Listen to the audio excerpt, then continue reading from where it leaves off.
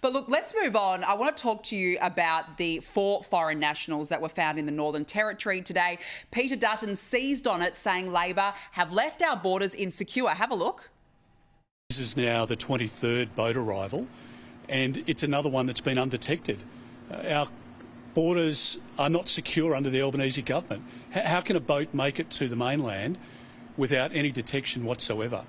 I think it's clear that the Prime Minister should have been honest with the Australian people today when he addressed the media. He should have provided advice. Instead, he got up and mentioned nothing about it, which I think goes to show that the Prime Minister is not being honest in relation to this debate, and it demonstrates the fact that the government is seen as weak, not just by Australians, but by people smugglers as well. Well, Holly, we know last time this happened, the Prime Minister was asked about it at a press conference. He said, I've been in the car or I've been in a plane. He's always... couldn't take a phone call. I couldn't take the phone call, so I've been up in the air or something. But, I mean, what does this suggest? Another 4 arriving on our shores undetected. Should we be concerned? Well, I think the fact that the boats are getting to Australia without any detection whatsoever, and this is reflective of the fact that Labor does not prioritise the border force. It doesn't prioritise actually investing in national security and border security. But the reality is there are less boats than we had under the Rudd-Gillard years. But I think that's because this government's so willing to just give everyone a visa.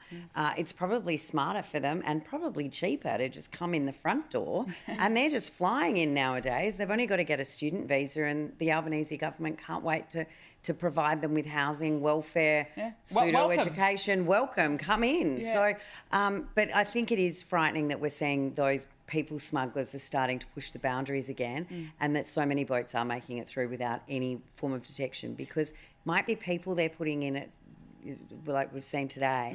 We don't know what else is coming in boats that haven't been detected, and I think this is what we always need to be mindful of. Well, this has always been a weak spot for Labor, hasn't it, Freya? You know, they put Andrew Giles in initially, a guy who represented asylum seekers on the Tampa, put him in as some sort of weird experiment here, put him as the immigration minister. That went really well. They've now handed it to Tony Burke, but is history repeating itself here, or are they just testing the resolve of Labor ahead of the next federal election? I mean, I definitely think there would be people smugglers looking at Australia going, how weak is this government really? What can we actually get away with here? But I think Labor knows that if borders become a serious issue at the next election, immigration is already an issue that people care about, but if border security and national sovereignty becomes an issue, they will get absolutely annihilated. So they're smart enough to know they have to nip this in the butt quickly.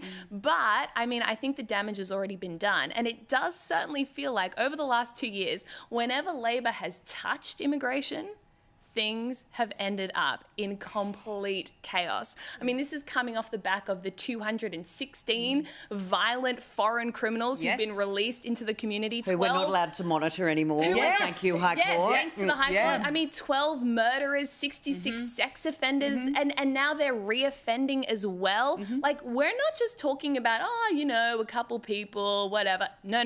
This is big and this is bad for Australians. So I think Labor would be very, very concerned right now about where all this immigration stuff is heading. Absolutely, and that's a good point, because they don't have to have their ankle monitors on anymore, Holly. Is that the case here now? There's no ankle monitors.